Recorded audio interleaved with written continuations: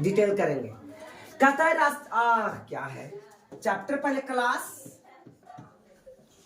10th है ना, chemistry.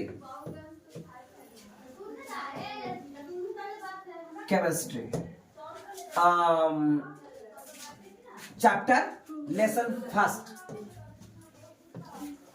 है ना, लेसन 1 और एमसीक्यू है ये,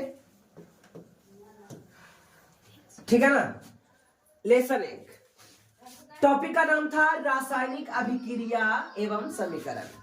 ये एनसीईआरटी से लिया गया और भारतीय वन बुक से लिया हुआ है, ठीक है। तो रासायनिक समीकरण एवं रासायनिक अभिक्रिया एवं उसके समीकरण। चलिए, रासायनिक अभिक्रिया, केमिकल रिएक्शन एवं एंड इक्वेशन। कहता है निम्न में कौन सा ऑक्सीकरण की क्रिया नहीं है? ऑक्सीकरण की क्रिया नहीं है, निम्न में कौन सा? तो दहन एक ऑक्सीकरण की अभिक्रिया है। क्यों? क्योंकि इसको होने में ऑक्सीजन लगता है। क्या लगता है? ऑक्सीजन। जैसे कार्बन को ऑक्सीजन के साथ जलाया जाए तो क्या बनता है बच्चे? Carbon dioxide. तो यहाँ ऑक्सीजन का संयोज हो रहा है, यानी ये भी ऑक्सीकरण अवस्था, ऑक्सीकरण क्रिया है। तो इस प्रकार ये ऑक्सीकरण है।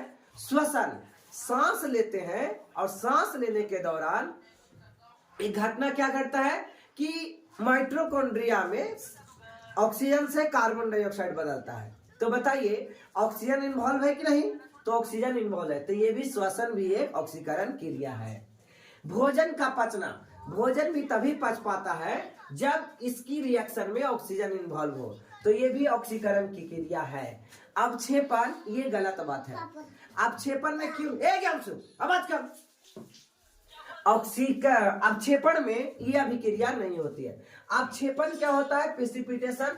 जब कभी भी आप सिंबल इस प्रकार से नीचे का देखे होंगे तो ये अवक्षेपित हो जाता है, दही के जैसा जम जाता है।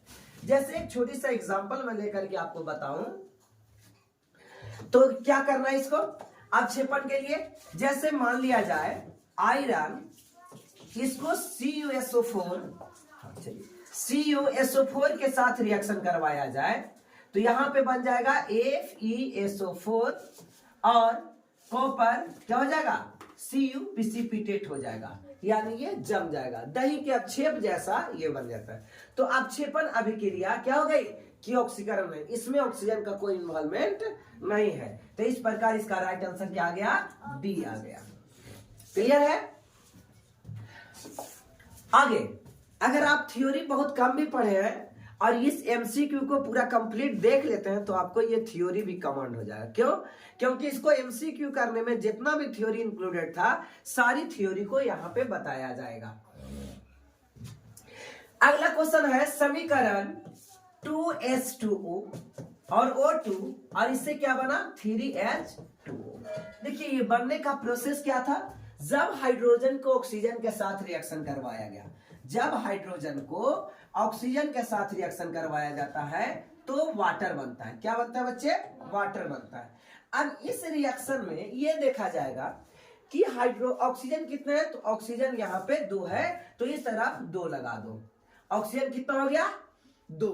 और हाइड्रोजन कितने हैं? हाइड्रोजन 4, यहाँ पे 2। ये तो ऑलरेडी गलत है ना। ये क्वेश्चन का बैलेंस ये होगा, ना कि ये क्वेश्चन का बैलेंस ये होगा, ठीक है। खैर उसके बावजूद भी देखते हैं कि ये कौन सा अभिक्रिया है, संयोजन है, वियोजन है, अवक्षेपण है या उदासीनीकरण है।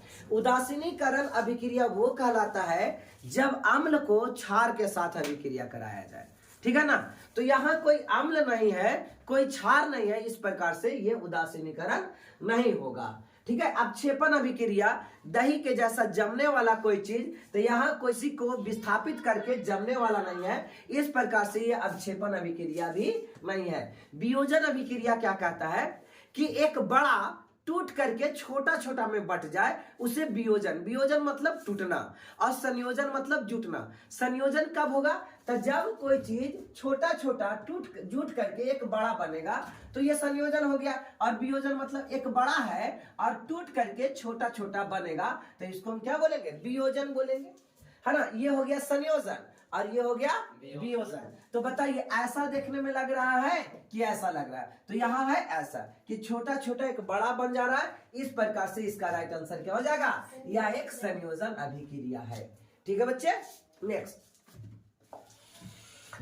रासायनिक अभिक्रिया में भाग लेने वाले पदार्थ को क्या कहते हैं? तब मान लिया जाए कि ए और बी दोनों रिएक्शन करके सी बना रहा है, ठीक है? तो इधर वाले को बोला जाता है रिएक्टेंट और इधर वाले को बोला जाता है प्रोडक्ट। यानी रिएक्शन जिसको होना है तो वो अभिकारक होगा और रिएक्शन के बाद जो बन के तैयार होगा उसको प्रतिफल बोलेंगे।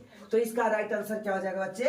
अभिकारक, अभिकारक, ठीक है? और इसको उत्पाद बोलते हैं, उत्पाद, उत्पाद। या एक और नाम है प्रतिफल, प्रतिफल, ठीक है?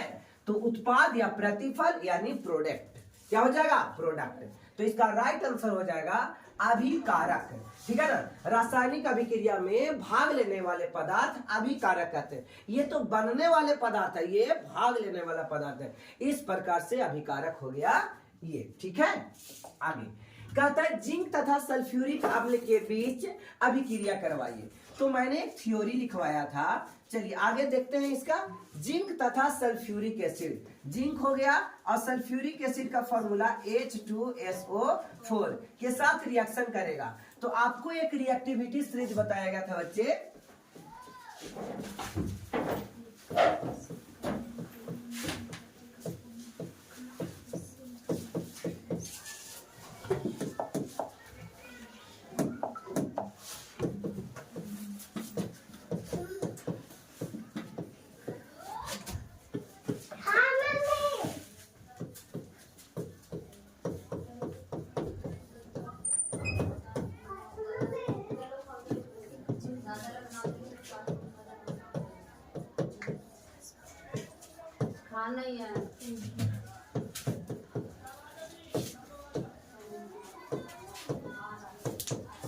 देखिए ये है रिएक्टिविटी सीरीज। आप गेट बंद करो, मैं गेट बंद करो। ये है रिएक्टिविटी सीरीज। ये क्या है बच्चे? रिएक्टिविटी सीरीज है, क्रियाशील समूह, ठीक है? आप इसको लिख लीजिएगा, याद कर लोगे। और ये आज नहीं, हमेशा 10 में तो जरूरत पड़ेगी। 11, 12 IIT नीट की तैयारी करेंगे तो यहाँ भी इसकी जरूरत पड़ेगी। अब देखना है इस रिएक्टिविटी सीरीज का वर्क क्या है, ठीक है? तो इस रिएक्टिविटी सीरीज में बच्चे ये करेंगे, इसको बनाने की कोशिश करते हैं।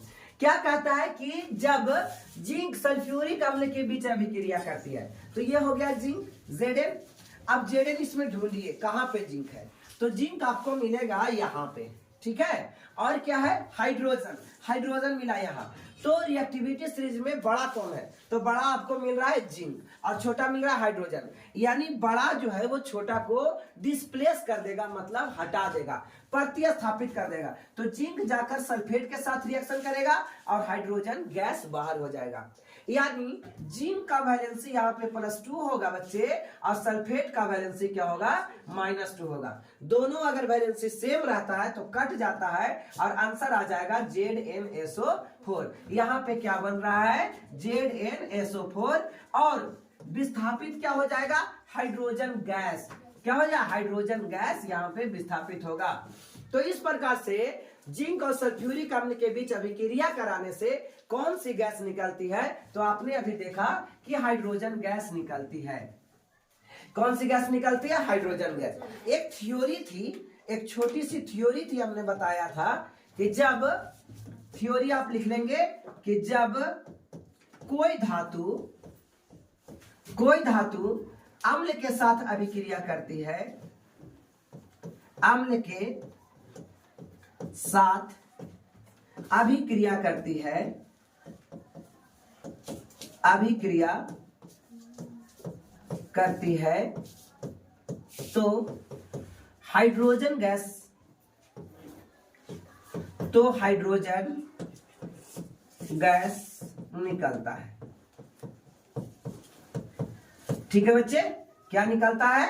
हाइड्रोजन गैस निकलता है। चलिए आज का ये क्वेश्चन नंबर 5 कहता है वायुरोधी वायुरोधी बर्तनों में खाद्य सामग्री रखने पर उपचयन की गति क्या होती है? तो उपचयन की गति यानी ऑक्सीकृत धीरे धीरे होगी। तो इसका राइट आंसर क्या आ जाएगा? धीरे धीरे। इस बार ये क्वेश्चन दे रखा है बच्चे कि पीबी ये सॉलिड है प्लस CuCl2 है ना, ये एक्वस के फॉर्म में होगा और क्या है, तो क्या बनेगा? PbCl2 और यहाँ पे कॉपर बच्चे यही प्रेसिपिटेट हो गया, ठीक है ना। तो बताना है कि ये कौन सी अभिक्रिया है। आपको मैं ये क्या बता दूं कि Pb बड़ा कि कॉपर बड़ा, जैसा कि इस क्वेश्चन में आप अभी देखे थे। चलिए Pb और कॉपर को देखो, तो Pb कहां नजर आएगा? जस्ट अ मिनट, थोड़ी सी मैं इसको सेव कर लूं।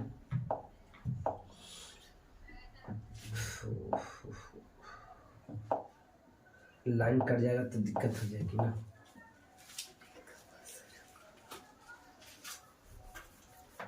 हाँ, तो क्या था?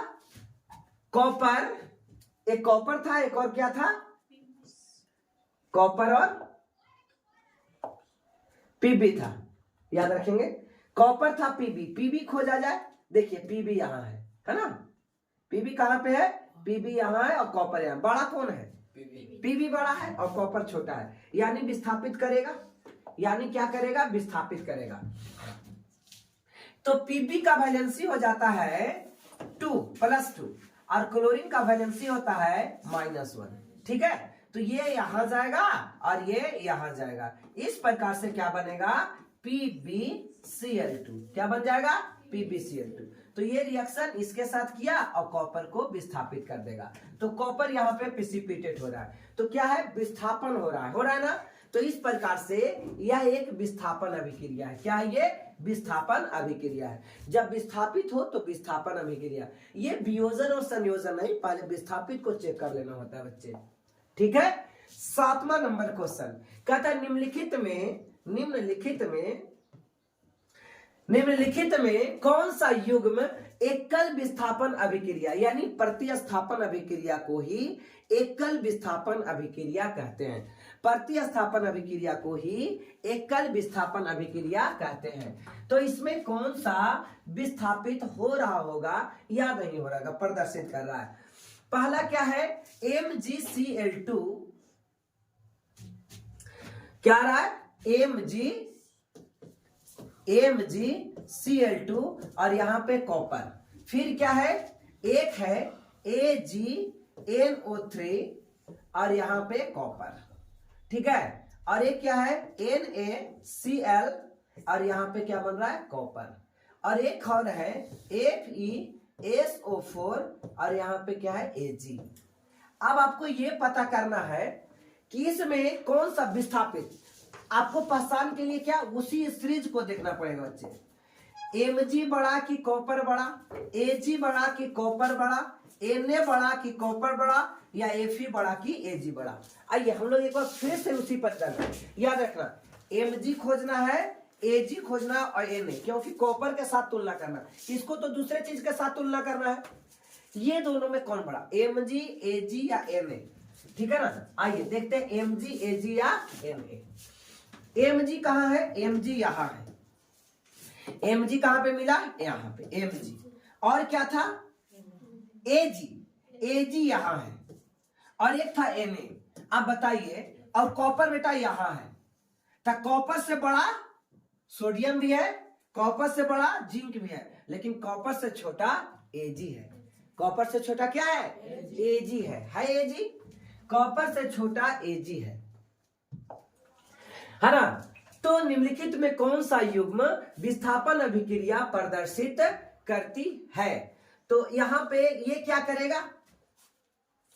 इसका राइट आंसर क्या जाएगा? यही, ठीक है ना। यही था ना, हाँ ये। तो ये है विस्थापित करता। क्यों? क्योंकि इसको ऐसे रखा होगा, स्टार्टिंग में ये कैसे रखा होगा कि Cu प्लस यहां पे AgNO3 होगा और क्या प्रोडक्ट में बनेगा? तो CuNO3 बन जाएगा। क्या बन जाएगा? CuNO3। इसका हल ट्वाइस कर देना है बच्चे, कॉपर का दो वैलेंसी।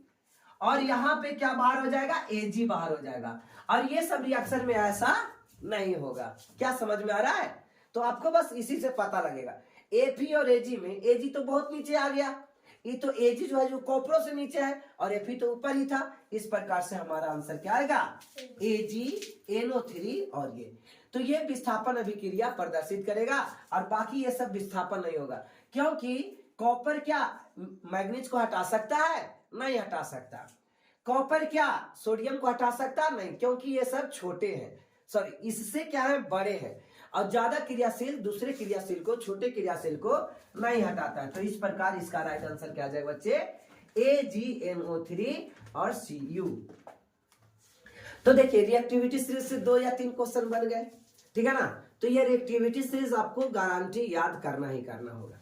आइए नेक्स्ट क्वेश्चन, रासायनिक अभिक्रिया के दौरान किसी पदार्थ का ऑक्सीजन का ह्रास होता है, यानी ऑक्सीजन क्या हो, निकले, ऑक्सीजन का खत्म हो, तो ये घटना अपचयन कहलाता है। याद करने वाला चीजें है, ये घटना क्या कहलाता है, अपचयन कहलाता है। ऑक्सीजन का ह्रास होगा तो अपचयन कहलाएगा, ऑक्सीजन का ह्रास होगा तो अपचयन कहलाएगा। आगे, सिल्वर आयोडाइड का कलर कैसा होता है, श्वेत, पीला, लाल, श्वेत, पीला, लाल या हरा। तो इसका राइट आंसर बच्चे हो जाएगा श्वेत। सिल्वर आयोडाइड का कलर श्वेत होता है।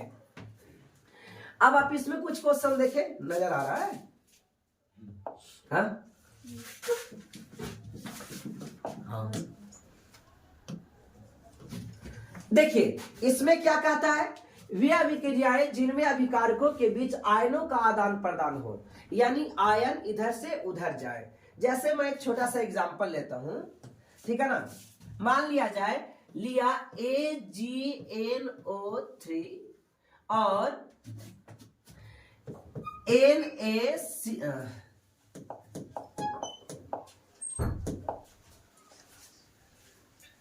एक और क्या ले ले, एक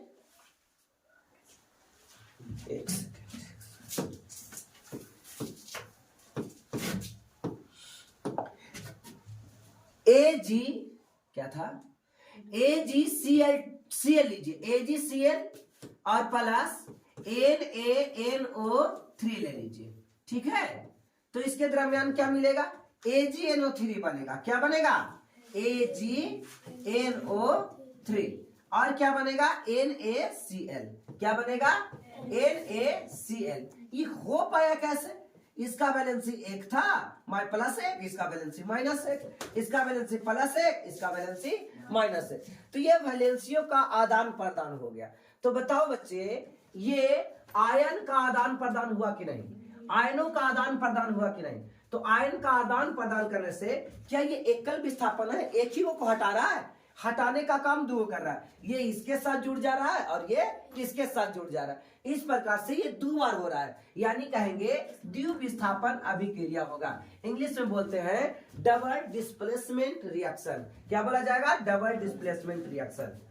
और इसके अलावे अगर देखना है आपको, ठीक है ना।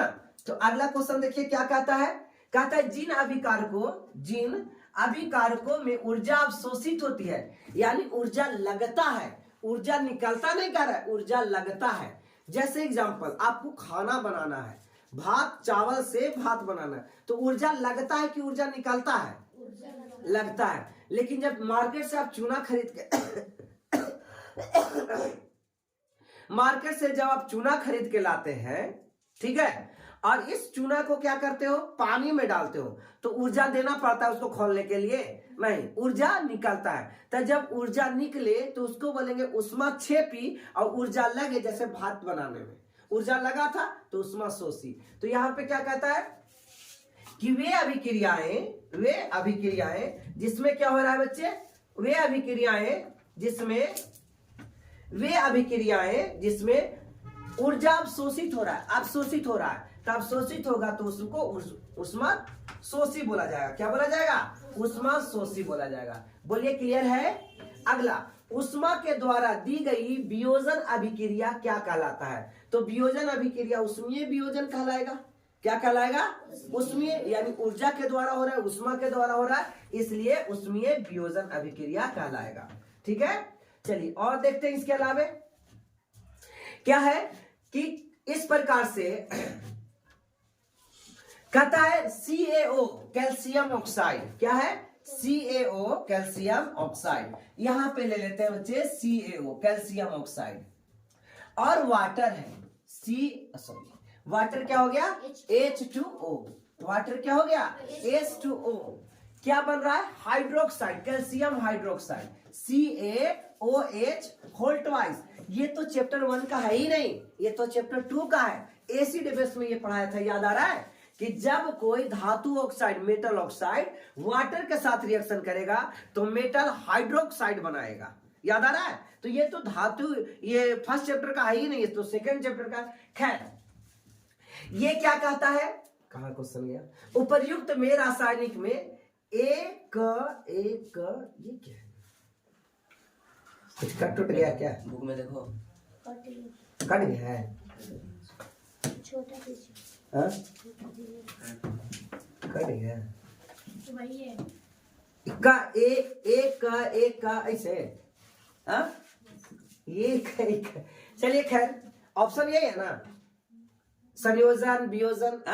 चलिए, तो ये इस प्रकार कौन सी अभिक्रिया? सोचो कि ये क्या बना है, एक बड़ा से दूगो छोटा छोटा बना है कि दूगो छोटा छोटा से एक बड़ा बना है? बताइए क्या नजर आ रहा है? टूटा है कि जूटा है ना? तो देखिए, छोटे छोटे से एगो बड़ा बना तो जूटा, तो जूटे वाला अभिक्रिया क्या कहलाता है? संयोजन अभिक्रिया। क्या कहलाएगा? संयोजन। तो पहले वाला है, ये क्या कहलाएगा बच्चे? संयोजन अभिक्रिया। बोलो, कोई दिक्कत है ना? तो कैल्शियम ऑक्साइड और वाटर के साथ रिएक्शन होगा, कैल्शियम हाइड्रोक्साइड, यह संयोजन अभिक्रिया होगा। आगे देखिए, कार्बन और कार्बन ऑक्सीजन, इस प्रकार के उपर्युक्त अभिक्रिया क्या होगा? तो फिर से बताइए, दूगो छोटा एक बड़ा में बन रहा है, तो इसको भी आप क्या बोलोगे बच्चे? संयोजन अभिक्रिया। क्या बोलोगे? संयोजन अभिक्रिया। ठीक है, चलिए क्वेश्चन नंबर 15 करते हैं। क्वेश्चन नंबर 15 में जिंक और CuSO4 क्या क्या बन रहा है? देखो, Zn प्लस CuSO4, और यहां पे क्या बन रहा है? ZnSO4 और Cu।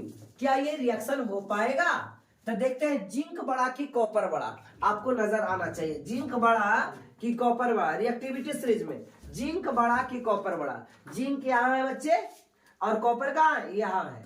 तो कौन बड़ा? जिंक बड़ा। तो यानी कि ये अभिक्रिया पॉसिबल है, आइदर भी ये अभिक्रिया पॉसिबल नहीं होता।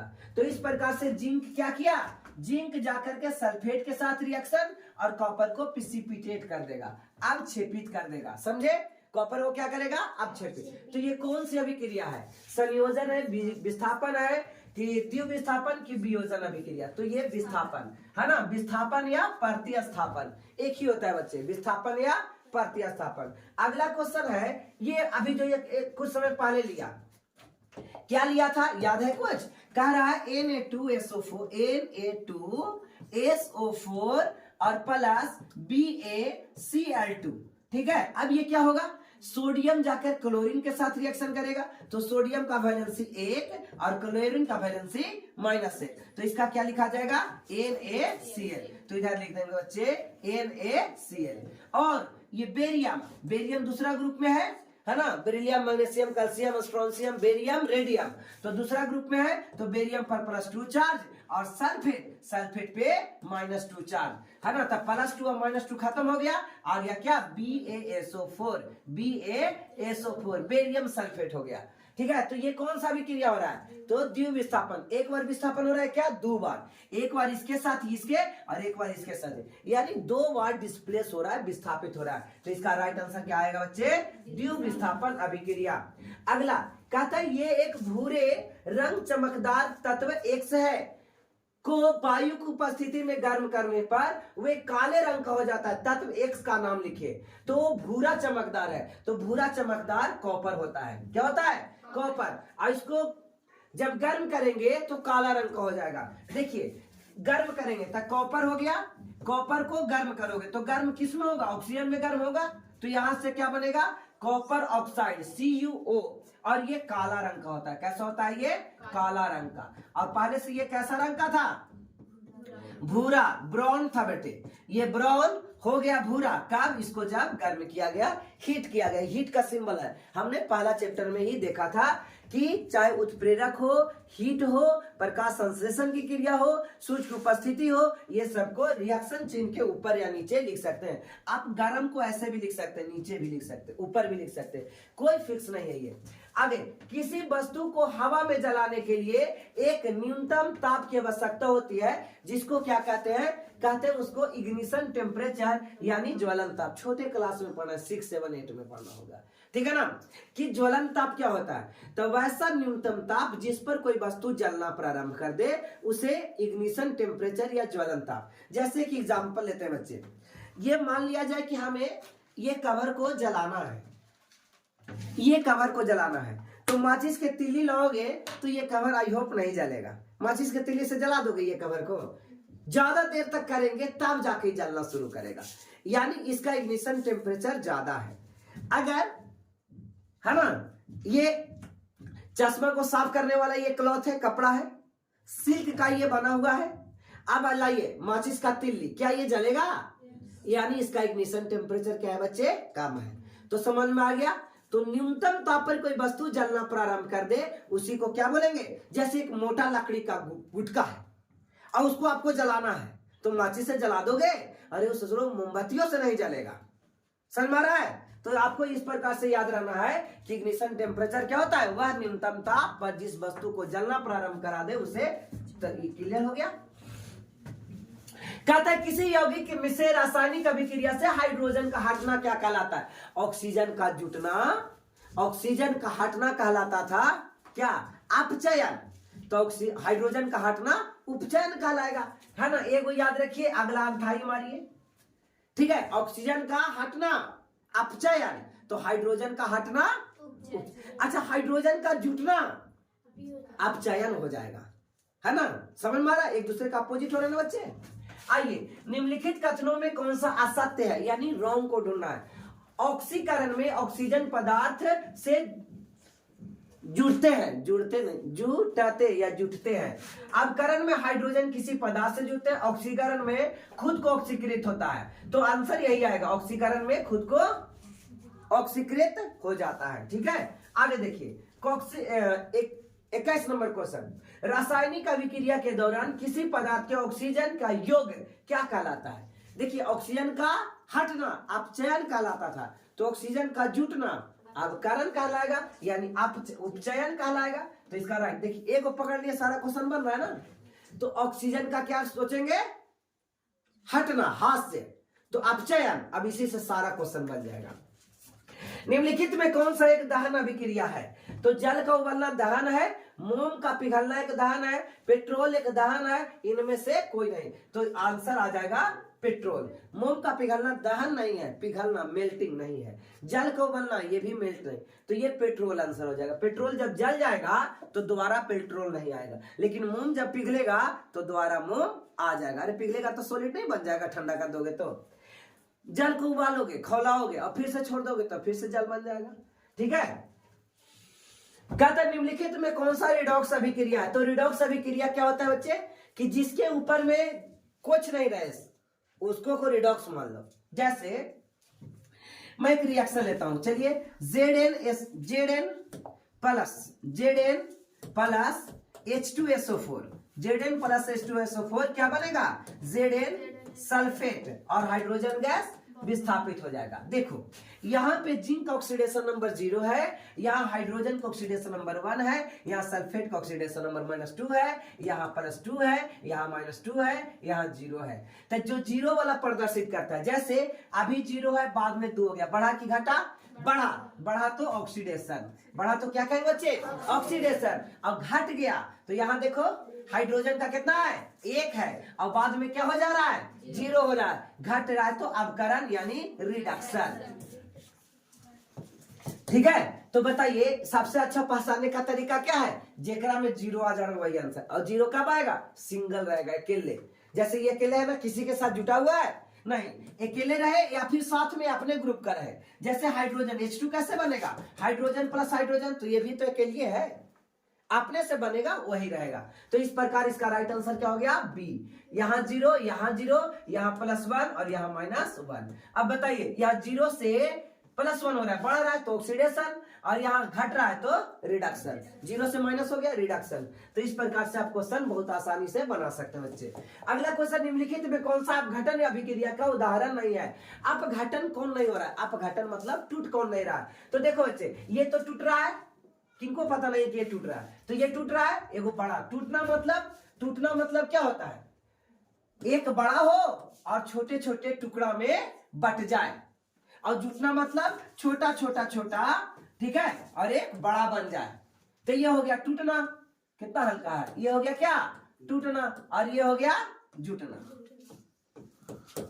है ना? अपघटन, डिकम्पोजिशन, कंपोजिशन, और ये जुटना। ओके, बताइए तो ये क्या हो रहा है? अपघटन यानी डिकम्पोज कौन कौन हो रहा है? तो ये तो हो ही रहा है, ये भी हो रहा है, एक बड़ा से छोटा छोटा बना। ये आपका आंसर आ जाएगा बच्चे। क्या आ जाएगा? H2। ये छोटे छोटे से एक बड़ा बना, ये छोटे छोटे से एक बड़ा बना। तो हमारा क्या था? अपघटन नहीं है। तो ये अपघटन नहीं है, ये तो क्या है? ये संयोजन है। अगला क्वेश्चन, लौह चूर्ण को तनु हाइड्रोक्लोरिक एसिड पर, किस पर? लौह चूर्ण को तनु हाइड्रोक्लोरिक एसिड, है ना? तनु बनाने का क्रिया बताए थे ना कि तनु बनाना है तो सांद्र में पानी मिलाओ। अब पानी कैसे मिलाना देखे थे ना पिछले क्लास में। कहता है लौह चूर्ण पर तनु हाइड्रोक्लोरिक। लौह चूर्ण ले लो यानी Fe, और इस पर क्या मिला देंगे बच्चे?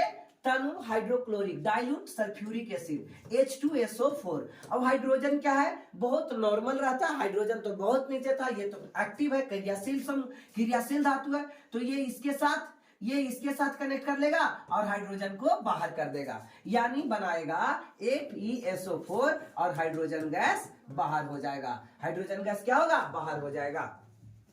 तो लौह चूर्ण में जब तनु सल्फ्यू हाइड्रोक्लोरिक है यार बच्चे, सॉरी, हाइड्रोक्लोरिक है ना? Fe और HCl। अब यहां पे क्या बन जाएगा? FeCl2 और H2 बाहर। बैलेंस कर लो बच्चे, तो यहां पे 2 लगाओगे तो ऑल है बैलेंस, सब बैलेंस हो गया। अब ये क्या कर रहा है? हाइड्रोजन गैस और आयरन क्लोराइड बन रहा है। हाइड्रोजन गैस आयरन क्लोराइड यानी राइट। क्लोरीन गैस और आयरन हाइड्रोक्साइड रॉन्ग। कहां क्लोरीन गैस बन रहा है? रॉन्ग। कोई अभिक्रिया नहीं हो रही, नहीं अभिक्रिया हो रही है। अभिक्रिया कब ना होती? जब ये कमजोर रहता यानी वीक रहता और ये स्ट्रॉन्ग रहता। यहां तो यही स्ट्रॉन्ग है, हाईली रिएक्टिव सब्सटेंस Fe है, और ये लो रिएक्टिव। आयरन लवण और जल बन रहा है, कहां यहां जल बन रहा है? नहीं बन रहा है। तो इस प्रकार इसका राइट आंसर ए हो गया। सेकेंड चैप्टर आपको बढ़िया समझ में आ रहा है तो फर्स्टो समझ में आ रहा है। याद है उस दिन बताया था कि अगर जिस स्टूडेंट का केमिस्ट्री में पहला चैप्टर नहीं समझ में आए वो दूसरा नहीं समझ सकता, और जिसको दूसरा भी नहीं आया, पहला नहीं आया, तो तीसरा नहीं समझ, हाँ चौथा समझ सकता है। लेकिन पहला दूसरा और दूसरा फिर से पढ़ाई हो गया, पहला फिर से पढ़िएगा, ठीक है, तो ये पहला बहुत आसान हो जाएगा जैसा कि आपको लग रहा है। ये रिएक्शन वहां भी पढ़े थे, है ना? कहता है कि निम्नलिखित अभिक्रियाओं में कौन सा विस्थापन अभिक्रिया, विस्थापन मतलब एक जगह पर ओकर बढ़ जाए। अब ये कौन सा विस्थापित है? तो ये विस्थापन है बच्चे। ये तो वियोजन, ये तो संयोजन, सॉरी संयोजन है कि वियोजन है? ये वियोजन है। अब ये चेक करो, ये विस्थापन नहीं हो सकता, ठीक है? विस्थापन के लिए सबसे बढ़िया ये जीरो वाला हो, यही वाला तो विस्थापन अभिक्रिया है। ये क्या कर रहा है? इसके साथ ये जुड़ जा रहा है और इसके साथ ये बढ़ जा रहा है, ठीक है? तो ये वाला आंसर आ जाएगा इसका। समझ में आया? ये विस्थापन है नहीं, ये उभय विस्थापन है, डबल डिस्कम्पोजिशन रिएक्शंस है। आगे देखिए, निम्नलिखित में संयोजन अभिक्रिया, संयोजन एक ही चीज बार बार देते हैं। संयोजन मतलब क्या बताया कि छोटा छोटा जुट करके एक बड़ा बन जाए। तो ऐसा कौन है? तो ऐसा ये है, ये भी तो है यार, हाँ ये भी है, ये भी है, 2 गो है इसमें। संयोजन अभिक्रिया 2 गो है और वियोजन अभिक्रिया 1 गो है ना? तो इसका राइट आंसर ए और सी दोनों होगा, ठीक है? या तो क्वेश्चन में गलती होगा, संयोजन नहीं है लिखना चाहिए था, तभी आंसर होता। ठीक है, चलिए आगे देखते हैं 28 नंबर क्वेश्चन। कहता है नीचे दी गई अभिक्रियाओं का संबंध में कौन सा सही है। आइए देखिए, ZnO जिंक ऑक्साइड और कार्बन, इधर क्या बना Zn प्लस कार्बन मोनोऑक्साइड, इसका ऑक्सीडेशन नंबर 0, इसका ऑक्सीडेशन +2, इसका ऑक्सीडेशन -2, इसका ऑक्सीडेशन 0 और इसका +4, इसका -2। ठीक है बच्चे, सब याद है ना आपको? याद है, सब याद हो गया होगा, ऐसा तो पढ़ाया। अब बताइए 2 से 0 हो जा रहा है, बढ़ रहा है कि घट रहा है? बोलिए, घट रहा है। घटता है तो रिडक्शन, और ये 0 से 4 हो जा रहा है, बढ़ रहा है घट रहा है? बढ़ रहा है तो ये ऑक्सीडेशन। ठीक है, अब बताइए यहां क्या हो रहा है? तो कार्बन उपचयित हो रहा है, यानी कार्बन उपचयित यानी कार्बन का जुड़ना हो रहा है। ZnO अपचयित हो रहा है, तो ZnO अपचयित हो रहा है। ठीक है, डायरेक्ट आपका आंसर हो जाएगा कार्बन मोनोऑक्साइड अपचयित, ये भी नहीं होगा। कार्बन का अपचयित, कार्बन, ये भी नहीं होगा, यानी कार्बन का उपचयित सही है। कार्बन का क्या हो रहा है? उपचयित, यानी यहां पे कार्बन का उपचयित होगा, यानी कार्बन का ऑक्सीडेशन हो रहा है। ठीक है ना, आइए आगे। कहता है फल के एक अणु में, फल नहीं प्रतिफल के एक अणु में हाइड्रोजन और ऑक्सीजन के परमाणुओं के अनुपात की संख्या क्या होती है बच्चे?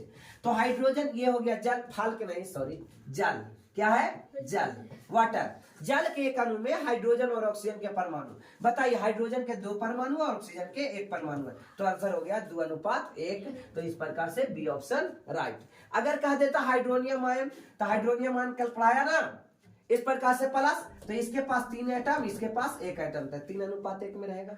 ठीक है बच्चे, अगर कहेगा CO2 तो इसका 1 अणु, इसका 1 और इसका 2, क्लियर? 1:2, 1:2।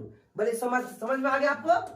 आगे चलते हैं। कहता है कोई तत्व ऑक्सीजन के साथ अभिक्रिया करके उच्च गलनांक वाला यौगिक बनाता है, यह यौगिक जल में विलय तत्व क्या कहलाता है? ऑक्सीजन कोई तत्व है, पता नहीं कोई तत्व है, और ऑक्सीजन के साथ अभिक्रिया कर रहा है, यानी ऑक्सीजन के साथ अभिक्रिया कर रहा है ना, उच्च गलनांक वाले यौगिक बनाता है, यह यौगिक जल में विलय है, तो तत्व कौन सा होगा? तो जल में विलय है, तो ये तत्व कौन सा होगा? तो ये तत्व नाइट्रोजन, क्या दे रहा है ना, कार्बन डाइऑक्साइड। इसका आंसर आ जाएगा कार्बन डाइऑक्साइड, यानी कार्बन डाइऑक्साइड दे रहा है। सुधारे इसको नहीं थे? हाँ, ये कार्बन डाइऑक्साइड तो सबसे पहला नंबर की तत्व, कोई तत्व है क्या? तो यौगिक है यार, तो ये आंसर नहीं हो सकता, ठीक है। और जल में विलय तत्व हो सकता, तो नाइट्रोजन नहीं हो सकता, ये हाइड्रोजन होगा, वहां पे करेक्ट कर लिया, हाइड्रोजन होगा, और ये वाटर बनाएगा।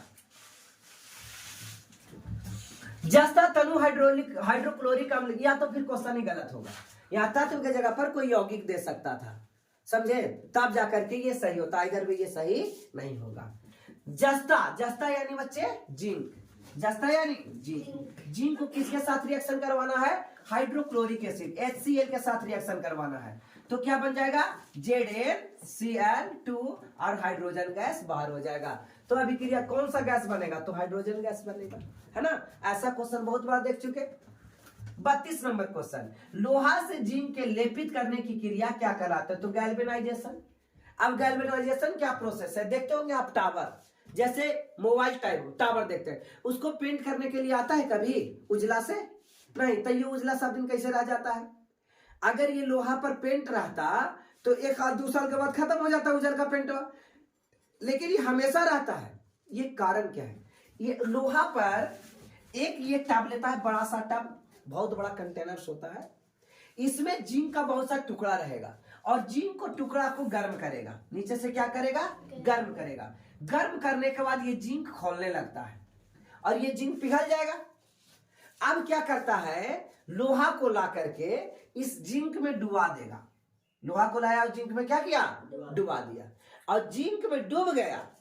अब इसका परत जल्दी उखड़ेगा नहीं, क्योंकि यह कोई अभिक्रिया पेंटिंग नहीं कहलाती है, कोटिंग अभिक्रिया कहलाती है। क्या?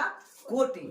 तो यह अभिक्रिया को कोटिंग भी ना बोल करके जिंकीकरण, जस्तीकरण, गैल्वेनाइजेशन कहलाता है। कोटिंग तो वो होता है जब चांदी के कोई वस्तु हो और उस पर सोना का पानी चढ़ाया जाए, तब ये घटना कोटिंग कहलाता है। और कोटिंग करने के लिए इलेक्ट्रोलाइसिस करवाना होता है। इलेक्ट्रोलाइसिस मतलब इलेक्ट्रिक करंट पास करवा करके उसके दो आयनों में तोड़ा जाता है और तब जाकर वो चिपक जाता है ना, तो वो हो गया कोटिंग। और एक घर है, हम लोग पेंटिंग मार लेते हैं।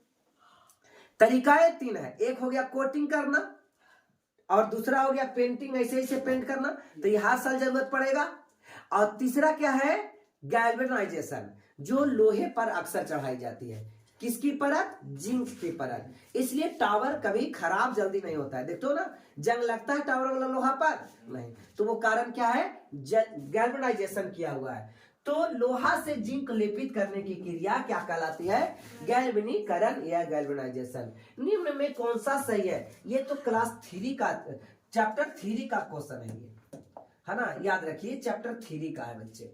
निम्न में कौन सा सही है, तो ये सही है ना, Na2CO3 इंटू 10H2O, यानी जो इसके साथ क्रिस्टल होंगे, रबर होगा, लैटेक्स, ये 10 होगा। वाटर कितने मोलिक्यूल्स के साथ, 10 मोलिक्यूल, तब ये जाकर के धोने वाला सोडा बनाता है। क्या बनाता है, धोने वाला सोडा। और खाने वाला सोडा का फार्मूला NaHCO3, ये हो गया खाने वाला सोडा, खाने वाला सोडा, है ना। एग्जाम देने से पहले इस चीज को आप बिल्कुल एक बार देख करके जाएंगे। कहता है निम्नलिखित में कौन सा उत्पाद लेड नाइट्रेट को गर्म करने से प्राप्त होगा। लेड नाइट्रेट को गर्म करने से कौन सा प्राप्त होगा। अब लेड नाइट्रेट क्या होता है बच्चे, लेड को बोलते हैं Pb और नाइट्रेट को बोलते हैं NO3, है ना। Pb का वैलेंसी 2 होता है, तो यहाँ हो गया। इसको गर्म करेंगे तो गर्म किस में करोगे, ऑक्सीजन में गर्म करोगे, ठीक है ना। तो लेड नाइट्रेट को गर्म करने से प्राप्त होगा, तो ऑक्सीजन तो प्राप्त नहीं होगा, यहाँ पे PbO बनेगा। क्या बनेगा, PbO बनेगा। और इस प्रकार से नाइट्रोजन का एक ये आंसर आएगा, है ना। NO2 और N2 यहाँ पे बनते नजर आया। क्या आंसर दे रहा है, डी दे रहा है, डी दे रहा है। तो इसको चेक कर लीजिएगा, हमें लगता है आंसर में यही आना चाहिए, है ना। ये डी, ऑक्सीजन से ऑक्सीजन नहीं बन सकता, ऑक्सीजन दे करके ऑक्सीजन नहीं बन सकता, ठीक है ना, इस वजह से। आइए 35 नंबर, थोड़ी सी और बच रही है। साग सब्जी को विघटित होकर कंपोस्ट बनाने की क्रिया क्या है। कंपोस्ट बनाते हैं साग सब्जी, जब गल जाता है ना तो उसको कंपोस्ट बनाते हो और फर्टिलाइजर के रूप में इस्तेमाल करते हो। तो बताओ ये कौन सी अभिक्रिया कहलाएगी। क्या इसको करने में आपको साग सब्जी के छिलका को गर्म करना पड़ता है कंपोस्ट बनाने के लिए, नहीं गर्म करना पड़ता है। और ये रिएक्शन अपने आप होता है, तो हम इसको ऊष्माक्षेपी अभिक्रिया कहेंगे, शोषी नहीं करेंगे। यानी शोषी अभिक्रिया तब करेंगे जो अभिक्रिया को होने में गर्म करना पड़े, यानी एनर्जी देना पड़े, और उसको एनर्जी देने की जरूरत नहीं है। इस प्रकार से ये अभिक्रिया ऊष्माक्षेपी एक्सोथर्मिक रिएक्शन कहलाएगा। समीकरण इतना में किस प्रकार का रिएक्शन है, तो ये तो कितने बार हुआ यार, कि एक बड़ा छोटे छोटे अंडा में टूट जाए तो ये क्या हो जाएगा, टूटना हो जाएगा, वियोजन अभिक्रिया, ठीक है ना बच्चे। सिल्वर क्लोराइड का रंग कैसा होता है, तो सिल्वर क्लोराइड का रंग श्वेत होता है। कैसा होता है, श्वेत। इस बार के एग्जाम में क्वेश्चन आया था, इसी बार 2023 वाला में ना, 24 वाला में। नीचे दी गई अभिक्रियाओं में कौन सा कथन सही है, तो कौन सा कथन सही है। अब यहाँ पे देखिए, ये भी 0 और ये 0, और यहाँ +2 और यहाँ पे -2, ठीक है। तब बताना है 0 से +2 बढ़ा कि घटा, बढ़ा, बढ़ा तो ऑक्सीडेशन, और ये क्या हो रहा है, घटा, घटा तो रिडक्शन, ठीक है। तो क्या कह रहा है कि कॉपर का अवकरण, बताइए कॉपर का तो ऑक्सीकरण हो रहा है, तो ये तो गलत हो गया। कॉपर का बेटा ऑक्सीकरण हो रहा है ना, ठीक है, और कॉपर का ऑक्सीकरण, ये सही आ गया। नाइट्रेशन तो कोई अभिक्रिया नहीं है, ठीक है। तो आंसर क्या हो गया, कॉपर का ऑक्सीकरण हो रहा है, बढ़ रहा है, तो कॉपर का ऑक्सीकरण हो रहा है, ठीक है बच्चे। तो ये लास्ट होगा शायद। इलेक्ट्रॉन का हस्तांतरण से बने यौगिक, ये तीसरा चैप्टर का क्वेश्चन है बेटे। पहला में दे जरूर दिया है, लेकिन तीसरा चैप्टर का है, ठीक है। इलेक्ट्रॉन के हस्तांतरण के कारण बने यौगिक वैद्युत रसायन कहलाते हैं। क्या कहलाते हैं? वैद्युत रसायन कहलाते हैं। हम वहां एक बार फिर से देखेंगे, ठीक है ना। अब इस प्रक्रिया में क्या कहलाता है बताइए? हाइड्रोजन का यहाँ संयोज हो रहा है कि वियोज हो रहा है? देखिए, जब ऑक्सीजन का संयोज होता था तो उपचयन कहलाता था। तो हाइड्रोजन का संयोज क्या कहलाएगा? अपचयन कहलाएगा। नहीं समझे? ऑक्सीजन का वियोज ये था अपचयन, तो ऑक्सीजन का संयोज ये हो जाएगा उपचयन। तो अग्नि उपचयन के उल्टा क्या होगा? अपचयन। तो इसका राइट आंसर क्या हो जाएगा बच्चे? अपचयन। नहीं समझ में आया? आइए, श्वसन किस प्रकार की अभिक्रिया है? उपचयन है ना? अपचयन है, यानी ये आंसर हो जाएगा क्या? अपचयन की उपचयन? उपचयन है। ये तो आपको याद करना है, ठीक है ना? सही दे रहा है? सही होगा। आइए 42वां नंबर क्वेश्चन। लौह चूर्ण पर, लौह चूर्ण मतलब लोहे के चूर्ण पर, आयरन के चूर्ण पर क्या लगाया जाए? तनु हाइड्रोक्लोरिक एसिड। एक ही चीज तो बार बार देता है। क्या बनेगा? FeCl2 और हाइड्रोजन गैस बाहर हो जाएगा। यही होगा ना? हाइड्रोक्लोरिक हम डालने पर क्या होता है बच्चे? तो हाइड्रोजन गैस और आयरन क्लोराइड। सही तो आ रहा है यही वाला, ठीक है ना? क्लोरीन ये तो पहले भी लगा हुआ है। आइए लास्ट है ये। अब यहां पे दिया गया है ऐसा कुछ रिएक्शन है, ठीक है ना? ये तो गलत है यार। Fe2O3 और 2Al क्या बन रहा है? Al2O3 और इधर बन रहा है Fe। अच्छा बताइए, एल्यूमिनियम बड़ा कि आयरन बड़ा? एल्यूमिनियम बड़ा कि आयरन बड़ा? यहां देखो, एल्यूमिनियम खोजिए तो मिला, अब आयरन खोजिए तो बड़ा कौन? एल्यूमिनियम बड़ा है ना? आयरन तो छोटा, जगह ना था इसलिए इधर लिखे है, नीचे लिखा था। तो एल्यूमिनियम क्या हो गया बच्चे? बड़ा, और आयरन छोटा। तो क्या ये प्रतिस्थापित कर पाएगा? तो क्या ये प्रतिस्थापित कर पाएगा? इसके पास इतना शक्ति है, लेकिन इसके एल्यूमिनियम क्या करेगा? इसको हटा करके, हटाएगा कि नहीं? क्योंकि इस पर कब्जा कर सकता है। एल्यूमिनियम और आयरन को हटा करके और इसके साथ रिएक्शन कर पाएगा ना? तो इसका राइट आंसर क्या हो जाएगा? सही है। तो ये कौन सा अभिक्रिया है? विस्थापन अभिक्रिया। कौन सी गैस उत्सर्जित होगी जब धातुओं को जल से अभिक्रिया कराया जाएगा? बहुत इजी है। तो एक आयरन ले लो और इसको जल के साथ अभिक्रिया करा दो तो हाइड्रोजन गैस बनेगा, है ना? कैसे? ये आयरन इसके साथ रिएक्शन करेगा, आयरन का वैलेंसी 2 और ऑक्सीजन का वैलेंसी -2, तो FeO बनेगा और हाइड्रोजन गैस क्या होगा बच्चे? बाहर हो जाएगा। तो इस प्रकार से राइट आंसर क्या आ रहा है? Hydrogen gas. ठीक है, तो एक वीडियोस में और लेकर के आऊंगा जो इसका पूरा शॉर्ट रहेगा। ये तो लगभग 1 घंटा का वीडियो चला गया होगा, ठीक है ना? तो थैंक्स।